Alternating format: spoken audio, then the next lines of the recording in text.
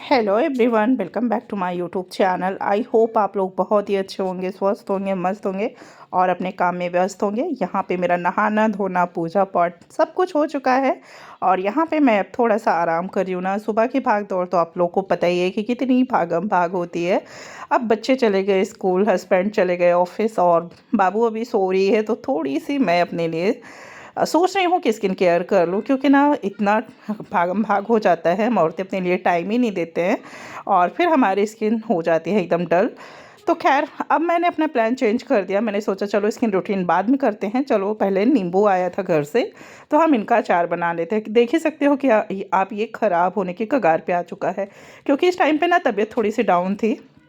तो इस वजह से मैं मतलब काम नहीं कर रही थी ना, सूट कर रही थी ना, कोई काम कर रही थी। बस किसी तरह खाना बर्तन हो रहा था और बस वही जीना रोज़ का वही था। और मैं फिर से आपका स्वागत करती हूँ अपने इस नए ब्लॉग में। वही मैं आपसे बोल रही हूँ कि नींबू का अचार बनाते हैं। और नींबू के आप जैसे देख ही रहे हो कि मैंने इसको धुल के ना सुखा दिया, मतलब पानी इसका निकल गया। अब इसके 4 फाँक कर लेते हैं, मतलब एक एक कट लगानी है, दूसरी कट मार देनी है साइड से, तो 4 फाँके आसानी से निकल जाते हैं। अगली बार तो मैंने ना बड़ी वाली चाकू से किया था, तो मेरी चाकू तो ख़राब हो गई थी, क्योंकि ना वो धार बहुत अच्छी थी, नई चाकू थी, तो उसका खट्टापन से शायद उसका धार निकल गया होगा।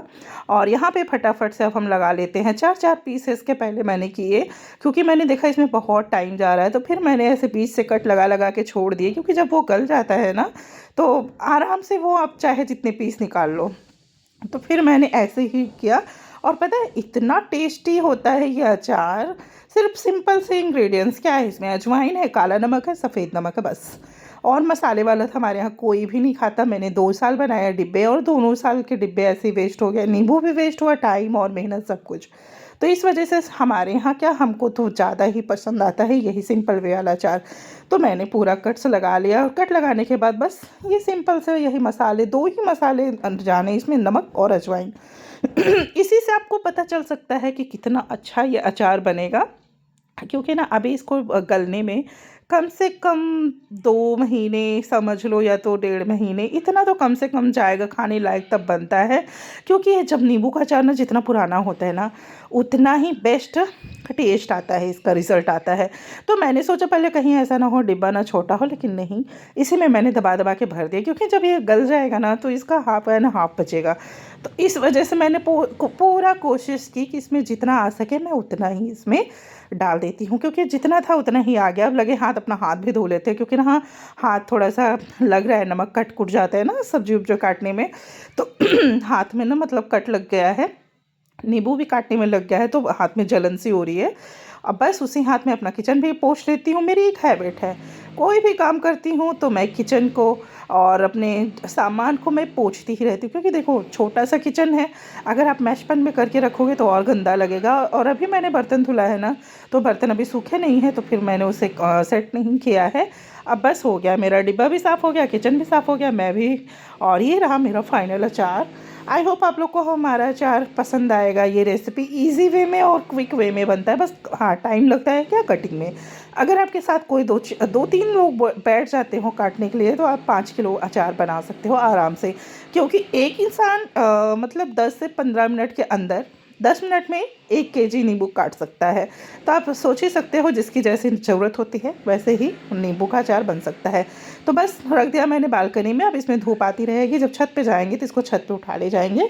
और ना अब यहाँ पे इसके लिए करते हैं बाय, लेकिन मुझे लगा कि चलो अभी मिथौड़ी बनानी है, सीज़न है, विंटर सीज़न है, तो सामान भी बना लेते हैं। तो मैंने निकाली फटाफट से डिब्बे, और डिब्बे पे थोड़ी सी डस्ट हो गई है, क्योंकि बगल में ना काम चल रहे, घर बन रहे ना, तो घर में इतनी धूल आ रही है कि मतलब, और इस टाइम पे पता नहीं कहाँ से इतनी धूल आते हैं कि घर एकदम गंदे हो जाते हैं, धूल धूल सा हो जाता है। तो मेरे पास इतनी क्वांटिटी की थी दाल, और मतलब 1.5 kg के समथिंग, ये 2 kg के समथिंग होगा, क्योंकि ये 1 लीटर से ऊपर का मेरा डिब्बा है, तो ये हो गया कम से कम 2 kg का डिब्बा। और थोड़ा सा मैंने चने दाल को निकाल लिया है, क्योंकि अब हम सोच रहे हैं कुछ और काम करने के लिए, तो इस वजह से मैंने भगवान के लिए निकाल लिया है। अब चलते हैं फटाफट से हम अपना काम कर लेते हैं। दाल भी निकाल दिया मैंने, अब चलते हैं इनको भिगो देते हैं, क्योंकि धोएंगे, धो के इसको बड़े बर्तन में ट्रांसफ़र कर लेंगे, क्योंकि ना अभी ये इतना दिख रहा है, जब ये फूल के इसका डबल हो जाता है। तो फिर अभी तो इसको धोने के लिए इतनी छोटी सी कढ़ाई ली है मैंने, ये 3 लीटर की बड़ी कढ़ाई है।